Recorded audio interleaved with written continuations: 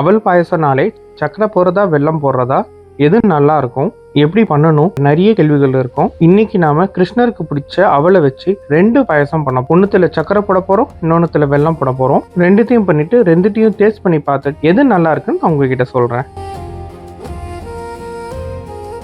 இப்போ நம்ம சமையல் ஆரம்பிக்கிறதுக்கு முன்னாடி அவல் பாயாசம் ஏன் கிருஷ்ண ஜெயந்திக்கு ஃபேமஸ் ஆச்சு, ஏன் அவல் கிருஷ்ணருக்கு ரொம்ப பிடிச்ச சாப்பாடு அப்படின்னு நம்ம தெரிஞ்சுக்கிட்டோம்னா நம்ம சமைக்கும் போது இன்ட்ரெஸ்டும் அதிகமாகும், டேஸ்ட்டும் கூடும். இந்த வரலாற்றை தெரிஞ்சிக்க வேண்டாம் அப்படின்னு நினைக்கிறவங்க கொஞ்சம் ஸ்கிப் பண்ணி போனீங்கன்னா நம்ம ரெசிபி ஆரம்பிச்சிடும். எல்லாருக்கும் குசேலன் கதை தெரியுமா? நம்ம தலைவர் நடித்த குசேலன் படத்தை பற்றி நான் சொல்லலை. குசேலன் அதாவது நார்த் இந்தியாவில் சுடாமன் அப்படின்னு சொல்லுவாங்க. அவர் கிருஷ்ணரோட சைல்ட்ஹுட் ஃப்ரெண்டு. ஆனால் அவர் ரொம்ப ஏழை. நாளுக்கு நாள் அவர் யாசகம் பெற்று தான் அவங்க குடும்பத்தை, அவங்க மனைவி, குழந்தைங்க சாப்பிட்டு வந்தாங்க. ஒரு நாள் அவங்க மனைவி உங்கள் நண்பர் கிருஷ்ணர் தானே, அவர் துவாரகால நல்ல அரசராக தானே இருக்காரு, அவர்கிட்ட போய் உதவி கேளுங்களேன் அப்படின்னு சொல்லும்போது இல்லை நான் கேட்க மாட்டேன் அப்படின்னு இருந்தார். ஆனால் குழந்தைங்களே ரொம்ப பசியில் இருக்காங்க அப்படின்ற பார்த்துட்டு சரி நம்ம கிருஷ்ணர்கிட்ட நம்ம நண்பர் தானே, நம்ம பார்க்க போகலாம், ஏதாச்சும் உதவி கேட்க போகலாம் அப்படின்னு சொல்லிட்டு துவாரகாவுக்கு கிளம்பலான்னு இருக்காரு. ஸோ கிருஷ்ணர் தான் ராஜா ஆயிட்டாரு. அவர் பார்க்க போகும்போது வெறும் கையோட போகக்கூடாது அப்படின்னு சொல்லிட்டு வீட்டில் இருக்க ஏதாச்சும் ஒரு பொருள் எடுத்துன்னு போகலான்னு பார்க்கும்போது வீட்டில் ஒரு 4 கைப்பிடி அவல் தான் இருந்தது. அந்த 4 கைப்பிடி அவலை ஒரு சுருக்க பையில போட்டு இங்கேருந்து துவாரகாவுக்கு கிருஷ்ணரை பார்க்க போறாரு. கிருஷ்ணர் துவாரகாவில் நம்ம சுடாமனை பார்த்த உடனே, அதாவது நம்ம குசேலரை பார்த்த உடனேயே பாத அபிஷேகம் பண்ணி அவரை வெல்கம் பண்ணி அவரை கட்டி அணைச்சி அவங்க 2 பேரும் தன் சைல்ட்ஹுட் மெமரிஸ் எல்லாத்தையுமே ஷேர் பண்ணிக்கிட்டு ரொம்ப சந்தோஷமான அந்த நாளை கழிச்சாங்க.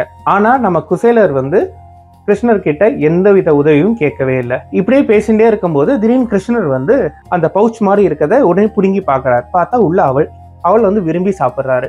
ஏன்னா கிருஷ்ணருக்கு சின்ன வயசுல இருந்தே அவள்னா ரொம்ப விருப்பம். ஏன் நண்பா, எனக்கு அவள் பிடிக்கும், நீ எடுத்துன்னு வந்தியே, ரொம்ப நன்றி அப்படின்னு சொல்லிட்டு அதை சாப்பிட்றாரு. இந்த வரலாற்று கூற்றுகள் மூலமா தான் தெரிய வந்தது கிருஷ்ணருக்கு அவள் ரொம்ப பிடிச்சதுன்னு. ஸோ அவளில் செஞ்ச பாயசம் மட்டும் கிடையாது, எந்த வகையான பலகாரமா இருந்தாலும் கிருஷ்ணருக்கு ரொம்ப பிடிக்கும். மறுநாள் குசேலர் சரி நான் கிளம்புறேன் அப்படின்னு சொல்லிட்டு எந்தவித உதவியும் கேட்காம திருப்பியும் அவர் ஊருக்கே வந்துடுறாரு. ஊருக்கு வீட்டுக்கு போகலான்னு பார்க்கும்போது தான் வீடு மாட மாளிகையா மாறி நிறைய பொண்ணும் பொருளுமா இருந்தது. இதுல இருந்து என்ன தெரியுதுன்னா, நம்ம கடவுளை கும்பிட பணம் காசு அதெல்லாம் தேவையில்ல, உண்மையான அன்பும் கடவுள் மேல பக்தியும் இருந்தாலே போதுமானது. சரி வாங்க இப்போ நம்ம கிருஷ்ணருக்கு பிடிச்ச அந்த அவலை வச்சு அவல் பாயாசம் எப்படி பண்றதுன்னு பார்க்க போறோம். நான் முன்னாடியே சொன்ன மாதிரி ஒரு பாயசம் இல்லை, 2 பாயசம். ஸோ ஃபர்ஸ்ட் இதுக்கு என்னென்ன தேவைன்னு பார்த்துடலாம். வெள்ளை அவல், நான் இன்னைக்கு ஒயிட் எடுத்திருக்கேன், நீங்கள் ரெட் அவலும் யூஸ் பண்ணலாம். ஆனால் ரெட் அவல் யூஸ் பண்ணீங்கன்னா கொஞ்சம் வேகிறதுக்கு டைம் ஆகும். சர்க்கரை ஒரு 1/4 கப் எடுத்திருக்கேன். வெல்லமும் எடுத்திருக்கேன், ஏன்னா இன்னைக்கு நம்ம சொன்ன மாதிரி 2 இதுலையுமே அவல் பண்ணி பார்க்க போகிறோம். 2 டீஸ்பூன் நெய், முந்திரி திராட்சை தேவையான அளவு, குங்குமப்பூ, கொஞ்சம் ஏலக்காய் பவுடர் வாசனைக்காக, அப்புறம் பச்சை கற்பூரம் எடுத்திருக்கேன். ஸோ பச்சை கற்பூரம் நான் பெரிய பீஸாக எடுத்திருக்கேன், நான் இவ்வளோ பெருசு போட போகிறதில்ல, சும்மா சின்னதாக தான் நம்ம கிள்ளி போடுவோம். அப்புறம் 3 கப் பால். ஸோ 1/2 கப் அவளுக்கு 3 கப் பால், ஏன்னா அவள் நல்லாவே பால் ஊறியும், அதனால் எப்பவுமே அதிகமாக பால் எடுத்துக்கோங்க. வாங்க இப்போது சுகரை வச்சு ஃபஸ்ட்டு அவல் பாயசம் எப்படி பண்ணுறதுன்றதை பார்ப்போம். ஃபஸ்ட்டு நாம் முந்திரி திராட்சையை வறுத்து எடுத்துப்போம். ஸோ கொஞ்சம் பொன்னிறம் ஆன உடனே ஸ்டவ் ஆஃப் பண்ணிடலாம். ஆஃப் பண்ணிவிட்டு இப்போ கொஞ்சம் திராட்சையை போடுங்க, இல்லைன்னா திராட்சை கொஞ்சம் கருந்து போயிட்டு கசக்க ஆரம்பிச்சிடும்.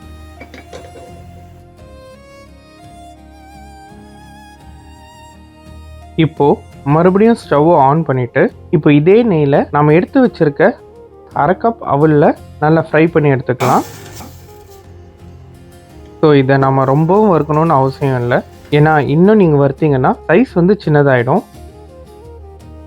ஸோ இதையும் தனியாக ஒரு பவுலில் எடுத்து வச்சிடலாம். இப்போ அதே பாத்திரத்தில் 3 டம்ளர் பாலை காய்ச்சி எடுத்துக்கலாம். பால் பொங்கட்டும். ஸோ பால் பொங்கி வர ஆரம்பிச்சிருச்சு. ஸோ இந்த ஸ்டேஜில் நம்ம என்ன பண்ணலான்னா, நம்ம வச்சிருக்க அவலை கொஞ்சம் கொஞ்சமாக மிக்ஸ் பண்ணலாம். மொத்தமாக போட்டிங்கன்னா சில டைம் ஒரே இடத்துல திக்காக வரதுக்கு வாய்ப்பு இருக்குது. அடுப்பை கொஞ்சம் ஸ்லோவில் வச்சுட்டு அந்த அவல் நல்லா சாஃப்டாக வெந்து வரணும். 5லேருந்து 10 நிமிஷம் அப்படியே விடுங்க. இப்போ அவல் நல்லா சாஃப்ட் ஆயிடுச்சு. இப்போ நம்ம எடுத்து வச்சிருக்க 1/2 கப் சர்க்கரையை ஆட் பண்ணிக்கலாம். கூடவே கொஞ்சம் ஏலக்காய் தூள் வாசனைக்காக. எந்த ஸ்வீட்டாக இருந்தாலுமே கொஞ்சம் உப்பு போட்டிங்கன்னா அது இன்னும் கொஞ்சம் டேஸ்ட் எடுத்து கொடுக்கும். அதனால் கொஞ்சம் உப்பு ஆட் பண்ணிக்கலாம். பாயசம் நல்லா வந்திருக்கு. அதுக்கப்புறம் அவளும் வந்து நல்லா சாஃப்ட் ஆகிடுச்சு. ஸோ இந்த ஸ்டேஜில் நான் ஏற்கனவே சொன்ன மாதிரி அந்த பச்சை கற்பூரம் அதை வந்து கொஞ்சமாக, ரொம்ப கொஞ்சமாக போட்டுக்கிட்டோன்னா அதோட ஃப்ளேவர் வந்து அந்த கோயிலில் தர பிரசாதம் மாதிரியே இருக்கும். அதுக்கப்புறம் ஏற்கனவே நம்ம வறுத்து வச்சுருக்க முந்திரி திராட்சை. ஸோ இந்த ஸ்டேஜில் நான் இப்போ ஸ்டவ் ஆஃப் பண்ணிட்டேன். இப்போ நீங்கள் டேஸ்ட் பண்ணி பார்த்துட்டு சர்க்கரை வேணும்னா கொஞ்சம் அதிகமாக போட்டுக்கலாம், இல்லை கரெக்டாக இருக்குன்னா விட்டுடலாம். நான் உங்ககிட்ட சொன்னது வந்து 1/2 கப்பு சர்க்கரைன்றது கரெக்டான அளவு. அவ்வளோதான், நம்ம அவல் பாயசம் வித் சர்க்கரை ரெடி. இதை நம்ம அப்படியே போய் வச்சுட்டு இப்போ அடுத்து நான் சொன்ன மாதிரி வெள்ளத்தில் வந்து இதே பாயசத்தை நம்ம திருப்பியும் செய்ய போகிறோம். இப்போதான் வந்து இது கொஞ்சம் பாலும் அவளும் தனியாக இருக்கும். ஆனால் இன்னும் ஒரு 1/2 மணி நேரம் 1 மணி நேரம் கழிச்சு பார்த்தீங்கன்னா நல்லா ஊறி அப்படியே நல்லா க்ரீமியாக வந்துடும். மேலே கொஞ்சம் குங்குமப்பூ, இதை அப்படியே ஓரமாக வச்சுட்டு அடுத்தது நாம் வெள்ளத்தை வச்சு இதே பாயசத்தை எப்படி பண்ணுறதுன்னு பார்ப்போம். நான் முதலேருந்து எல்லாத்தையும் காமிக்க போகிறது இல்லை. நான் ஸ்ட்ரெயிட்டாக வெள்ளை பாகு எடுக்கிற வரைக்கும் காமிச்சிட்டு அந்த பாகை மிக்ஸ் பண்ணிவிட்டு அதுக்கப்புறம் பாயசம் ரெடி ஆகும்போது காமிக்கிறேன். 1/2 கப்பு வெள்ளத்துக்கு வந்து கொஞ்சம் நம்ம 1 கப் அளவு நான் தண்ணி ஊற்றிக்கிறேன். ஊற்றிக்கிட்டு வெள்ளத்தை வந்து நல்லா கரைச்சி எடுத்துக்கோங்க. நாம் இந்த பொரிக்கெலாம் எடுக்கிற அளவுக்கு நல்லா திக்காக கம்பி பதம்லாம் வரணும்னு அவசியம் இல்லை. ரெடி ஆனதும் நல்லா வடிகட்டி எடுத்து வச்சுக்கோங்க.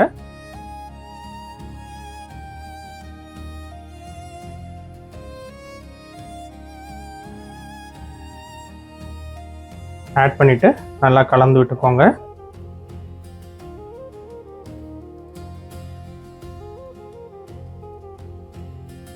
அவ்வளோதான், இதை வந்து நம்ம இப்போ பிளேட்டிங் பண்ணிடலாம்.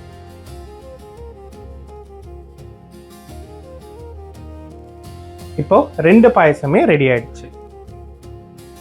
இப்போ ஃபர்ஸ்ட் வந்து நாம சக்கரை போட்டு பண்ண அவல் பாயசத்தை டேஸ்ட் பார்ப்போம்.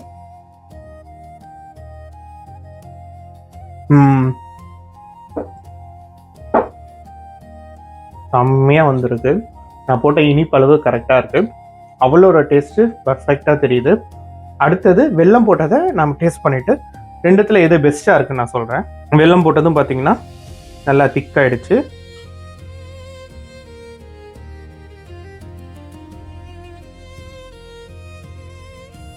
இதை வந்து அவல் பாயசம் அப்படின்னு கரெக்டாக சொல்ல முடியல. ஏன்னா கொஞ்சம் நம்ம சக்கரை பொங்கலோட டேஸ்ட் வருது. இந்த அவளுக்கு பதிலாக கொஞ்சம் அரிசியும் பருப்பும் இருந்துச்சுன்னா கொஞ்சம் அந்த சக்கரை பொங்கல் டேஸ்ட் வந்திருக்கும். வெறும் அவலை மட்டும் ஃபில்டர் பண்ணி சாப்பிடும்போது தனியாக அவளோட டேஸ்ட் தெரியுது. பட் மற்றபடி மொத்தமாக நான் அந்த நெய், முந்திரி, இதோட அந்த ஃப்ளேவர்லாம் வந்து இறங்கினதை பார்க்கும்போது கொஞ்சம் அந்த சக்கரை பொங்கலோட ஃப்ளேவர் இதில் வருது. பட் பாயாசம் அப்படின்றத அதை கரெக்டாக இது பாயசம் அப்படின்றத சொல்ல முடியல. ஆனால் சக்கரை போட்டு நம்ம பண்ண இந்த அவல் பாயாசம் வந்து கண்டிப்பாக பார்த்தோன்னே நம்ம பாயாசம், அந்த டேஸ்ட்டும் சரி எல்லாமே சரி அவல் பாயாசம் அப்படின்றத சொல்ல முடியுது. ஸோ ஒரு சேஃப்டிக்கு ஒரு பெஸ்ட்டாக என்ன நான் சொல்லுவேன்னா, யாராவது கெஸ்ட்டு வராங்க இல்லை ஒரு ஃபங்க்ஷனுக்கு சமைக்கிறீங்க அப்படின்னா சக்கரை போட்டு செய்யுங்க. இல்லை ஒரு எப்பவுமே நாங்கள் செய்கிறது தான் கொஞ்சம் ஒரு டிஃப்ரெண்ட்டாக ட்ரை பண்ணணும் அப்படின்னா வெல்லம் போட்டு செய்யுங்க. இன்னொரு முக்கியமான விஷயம் என்னென்னா, இன்றைக்கி உங்கள் முன்னாடி நான் சமைக்கும் போது எனக்கே தெரியல, ஸோ வெள்ளைப்பாகு வந்து நான் தோராயமாக தான் ஊற்றும் போது அது டேஸ்ட் வந்து கரெக்டாக இருக்குது. ஆனால் நான் இதுக்கு முன்னாடி சமைக்கும் போது கொஞ்சம் அதிகமாக இருந்திருக்கு, கம்மியாக இருந்திருக்கு. கம்மியாக இருக்கும்போது நான் அட்ஜஸ்ட் பண்ண கொஞ்சம் சக்கரையும் ஆட் பண்ணியிருந்திருக்கேன். ஆனால் இன்றைக்கி வந்து இது கொஞ்சம் கரெக்டாக இருக்குது. ஸோ இந்த காம்ப்ளிகேஷன்ஸ்லாம் கண்டிப்பாக நம்ம வெல்லம் எடுத்து பாகு பண்ணி அது மிக்ஸ் பண்ணும்போது கொஞ்சம் வரும். ஆனால் இந்த சக்கரை போட்ட அவல் பாயசத்தில் அந்த எந்த ப்ராப்ளமுமே கிடையாது. நம்ம கொஞ்சம் நீங்கள் கொஞ்சம் கம்மியாக போட்டுட்டு கூட நம்ம சமைச்சு முடிச்சதுக்கப்புறமா டேஸ்ட் பண்ணிவிட்டு இனிப்பு பத்தலைன்னா இன்னும் 2 ஸ்பூன் போட்டுக்கலாம், தப்பு இல்லை. ஸோ நான் ரெக்கமெண்ட் பண்ணுறது கண்டிப்பாக சக்கரை போட்ட அவல் பாயசம் தான். இந்த ரெசிபியை வீட்டில் ட்ரை பண்ணதுக்கப்புறமா ஆமாம் இது நல்லா இருக்குது நல்லா இல்லை அப்படின்றத உங்களோட உண்மையான கமெண்ட்டை கமெண்ட்டில் சொல்லுங்கள். உங்கள் நம்பிக்கை தான் என் குக்கிங்கோட பலமே. நன்றி.